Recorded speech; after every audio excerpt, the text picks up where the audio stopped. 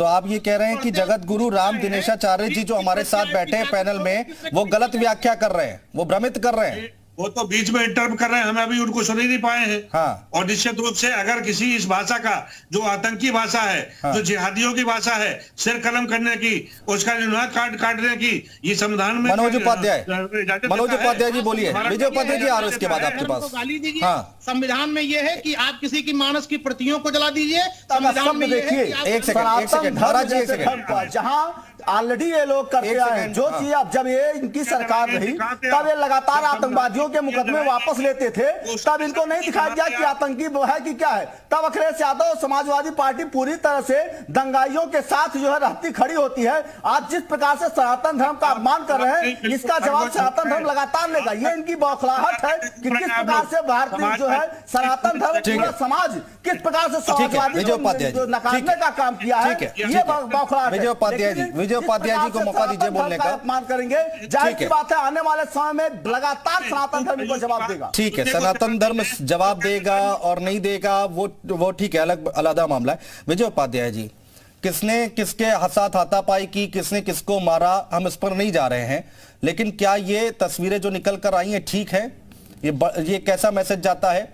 स्वामी प्रसाद जैसे इतने बड़े नेता अगर इस तरह से हाथापाई करेंगे तो कैसे काम चलेगा? देखिए, अगर राजू दास जैसे लोग सिर कलम करने और इनाम देने की घोषणा करेंगे तो ये नौबत आएगी। हाँ। किसी भी धार्मिक गलत वो भी है विजय उपाध्याय जी, इसका समर्थन हम नहीं कर रहे हैं। इस तरह की भाषा का इस्तेमाल नहीं करना चाहिए, बिल्कुल सही कहा आपने। मैंने कहा क्लियर कर दूं आपको कि ये एकदम सही बात है, इस तरह की भाषा का इस्तेमाल राजू दास को भी नहीं करना चाहिए। हाँ, नहीं, मुझे मैं तो आपके सवाल का उत्तर दे रहा हूं। मैं कोई लिखी ऐसी स्थितियां क्यों आई, नौबत क्यों आई? जब राजू दास जी को देखिए, शास्त्र में हमेशा वाद विवाद की लंबी परंपरा रही। भारत की धरती में ज्यादातर धर्मशास्त्रों को लेकर पूरी आजादी है, आप चाहे जितना उसमें बहस करें और जो चीज सही हो। देखिए, हम लोग इस बात को जानते हैं कि अंग्रेजों के आने के बाद हिंदू धर्म में, चूंकि पहले तो शासन दूसरा था, अंग्रेजों के आने के बाद बहुत सी किताबों को लेकर सबसे पहले विलियम जोन्स ने मनुस्मृति को लेकर सवाल उठाया। उसके बाद एशियाटिक सोसाइटी, थियोसॉफिकल सोसाइटी और न जाने कितने ऑर्गेनाइजेशन आए और वहां पे बंगाल के इलाके में ढेर सारे संगठन बने, ढेर सारे सुधार के कार्य हुए और अंत में विवेकानंद ने आके सही व्याख्या करने की कोशिश की। विवेकानंद का भी लोगों ने विरोध किया और विवेकानंद के ही पैरेलल स्वामी दयानंद सरस्वती का ने भी किया था। उन्होंने बहुत से सुधार करने की कोशिश की। तो सुधार एक शाश्वत प्रक्रिया है जो लगातार होनी चाहिए। जिन चौपाइयों पे विवाद है उन चौपाइयों पे चर्चा करने के लिए धर्म ज्ञानियों को बैठना चाहिए कि मूल प्रति ही नहीं है, रामचरितमानस की मूल प्रति तो है नहीं। अब किस प्रेस ने क्या क्या लिख दिया, किस प्रेस ने क्या छाप दिया, इसकी कोई एथेंटिसिटी तो है नहीं। हाँ। मैं नहीं मानता, मैं एक जर्नलिस्ट हूं और मैं कह रहा हूं कि मैं उन चौपाइयों को नहीं मानता। हाँ। क्यों? आप मूल प्रति लाइए, दिखाइए कि क्या लिखा है उसमें। हाँ। तो जब मूल प्रति है ही नहीं तो कोई भी धर्मगुरु बैठ के कोई व्याख्या करेंगे और व्याख्या वो समाज को स्वीकार नहीं होगी तो नहीं मानी जाएगी। ठीक है विजय उपाध्याय जी, जाहिर सी बात है इस पर अब जगत गुरु दिनेशाचार्य जरूर इस पर कुछ कमेंट करना चाहेंगे आपकी बातों को, और आप बड़ी बातें यहाँ पर बोल रहे हैं। आऊंगा महाराज जी, आऊंगा और पूरा मौका दूंगा। एक बड़ी खबर जरा बता दें दर्शकों को, लखनऊ से एक बड़ी खबर आ रही है। सपा ने पार्टी से 2 नेताओं को निकाल दिया है। रोली तिवारी को पार्टी से निकाला गया है, ऋचा सिंह को भी पार्टी से निकाला गया है। स्वामी प्रसाद मौर्य पर विवादित टिप्पणी की थी। तो ये बड़ी खबर, बड़ी अपडेट हम आपको दे रहे हैं। सपा ने पार्टी से 2 नेताओं को निकाला है, रोली तिवारी मिश्रा जिनको पार्टी से निकाला गया है और ऋचा सिंह को भी पार्टी से निकाला गया है। स्वामी प्रसाद मौर्य पर विवादित टिप्पणी की थी। और यहां पर वक्त हो गया है एक छोटे से ब्रेक का, तुरंत लौट रहे, कहीं मत जाइएगा। यूपी मांगे उत्तर देख रहे हैं आप।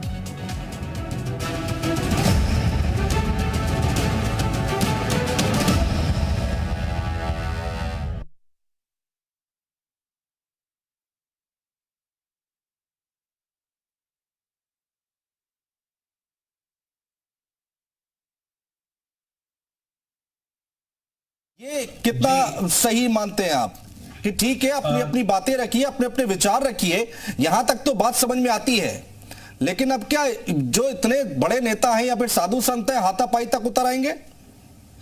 बिल्कुल ठीक कह रहे हैं कि ये जो दिक्कत है, भारत को माना यह जाता है कि भारत कानून से चलने वाला, संविधान से चलने वाला एक देश है और इस देश में कतई इस बात की गुंजाइश या हक किसी को नहीं दिया जा सकता कि वो कानून अपने हाथ में ले ले। इसलिए इस लिहाज से भी देखें तो ये प्रकरण जो कुछ भी हो रहा है ये बिल्कुल ठीक नहीं हो रहा है। लोकतांत्रिक देश में एक स्वस्थ बहस की संकल्पना है। अगर कोई व्यक्ति कोई अपनी राय रखता है तो उसे भी ये संविधान अपना हक देता है, दूसरे को नाराज होने का भी हक देता है। लेकिन दोनों में जो राय रखी जा रही है और जो लोग राय रख रहे हैं उनको भी दूसरे की भावनाओं का ख्याल रखना चाहिए। आपको लगता नहीं है क्या कहीं भी किसी भी शब्द का इस्तेमाल कर लेना, साधु संतों के लिए किस तरह से उन्होंने ट्वीट किया, तो कम से कम उसका तो लिहाज रख लीजिए कि भाई बोल रहे हैं तो लोग कितने परेशान हो रहे हैं, उनका मैसेज क्या जा रहा है। मुझे लगता है कि इससे ज्यादा गंभीर सवाल यह होना चाहिए कि साधु संत को जुबान काट लेने, गर्दन काट लेने जैसा बयान तो कभी नहीं देना चाहिए। और मुझे लगता है कि जो शुरुआत हुई थी बहस की वो उन चौपाइयों से हुई थी जिसमें कोई आतंकवादी किसी साधु संत को कहा ही नहीं गया था। साधु संतों को यह बात कहनी चाहिए थी कि हमारी भावना आहत हुई है, तो उसके और भी संवाद के तरीके हो सकते थे। लेकिन कोई गर्दन काटने, कोई जुबान काटने की बात कहेगा तो मुझे लगता है कि फिर उस पर वो टिप्पणी आई और टिप्पणी ठीक नहीं है। कानून थोड़ा सा अपना काम करे और लखनऊ हाईकोर्ट की बेंच ने अगर कोई फैसला सुनाया है और जमानत कुछ लोगों को मिली है तो वहां भी ये बहस आई सामने कि वो धार्मिक ग्रंथ है या नहीं है, उन लोगों ने जो काम किया वो कानून के दायरे में कितना है कितना नहीं है। तो कानून को अपना काम करने दिया जाए और मुझे लगता है कि इस तरह की हिंसक भाषा ठीक है कोई ठीक है। जगत गुरु जी हमारे साथ है, दिनेशाचार्य जी हैं। जगत गुरु जी स्वागत है आपका। दिनेशाचार्य जी, यहाँ पर लक्ष्मण यादव जी ये कह रहे हैं कि ताली दोनों हाथों से बसती है, जहां तक मैं समझ पा रहा हूं। कह रहे हैं कि उन्होंने भाई इस तरह के बयान दिए, सर कलम करने की बात कही, इनाम घोषित कर दिया तो इस तरह के बयान निकलकर सामने आए। कितना सही मानते हैं आप? देखिए, सबसे पहली बात तो यह है कि किसी भी धार्मिक ग्रंथ पर बिना ज्ञान के किसी को भी बोलने का अधिकार नहीं है। मैं कहता हूं जिस प्रकार से रामचरितमानस में स्त्रियों के लिए और अन्य जातियों की बात कही गई है, बहुत सारे धार्मिक ग्रंथों में कही गई है, चाहे वो हिंदुओं के हों, वो मुस्लिमों के हों, सिखों के हों, चाहे जिनके ग्रंथ हों। हर जगह इन बातों को लेकर के किस प्रारूप में, किस व्याख्यान के दौरान कही गई है, इन बातों को भी इकट्ठा करना चाहिए। रही बात जिस प्रकार से स्वामी प्रसाद मौर्य बयान देते चले आ रहे हैं, वो तो बिल्कुल सनातन विरोधी हैं, हिंदुओं के विरोधी हैं। वो आतंकवादी कह रहे हैं, भिखारी कह रहे हैं, चोर कह रहे हैं। कोई ऐसी भाषा निम्नता हो ही नहीं सकती है जिसके हद को उन्होंने पार नहीं कर दिया। ऐसे समय में अगर कोई बयान नहीं देगा तो वो क्या करेगा?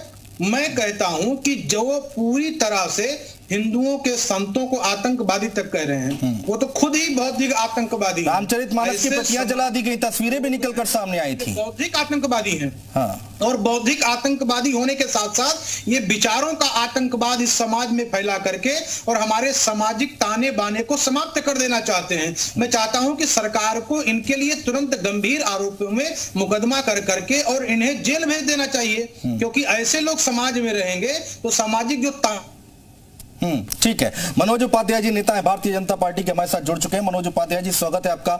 मनोज जी, अब ये देखिए, ये तस्वीरें तो ठीक नहीं है ना। ये जो तस्वीरें निकल कर आ रही हैं, आपस में इस तरह से लड़ाई करेंगे, झगड़ा करेंगे, कोई पान की दुकान पर, नुक्कड़ की दुकान पर थोड़ी ना खड़े हैं। और कौन लोग हैं ये? आप देखिए, स्वामी प्रसाद मौर्य हैं, महंत राजू दास है,